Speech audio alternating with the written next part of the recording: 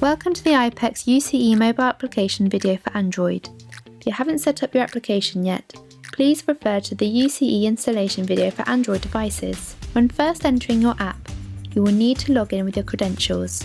If you have already logged into the app today, you will not need to re-log in, you can just open the application to take you straight through. To initiate a conference call whilst in a live call, select Conference and either input an extension number directly or search your contacts for who you want to join the call. Select that member and press the tick box to create the conference. If you no longer want to make a conference call, you can return to the call by pressing the green phone icon. To create and schedule a conference, select the conference icon. In addition to creating an ad hoc conference, you can also create a conference room. To do this, press the New Conference button in the bottom right of your screen. Search for and select the contacts you would like to join the conference. Press the tick icon next to their name, followed by the OK button once all contacts required are added. You can now give the conference a title and create a password for the call.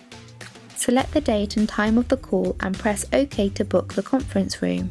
Existing scheduled conference calls will be listed under the main conference menu. If you have any questions regarding your UCE application, please contact your telephony provider.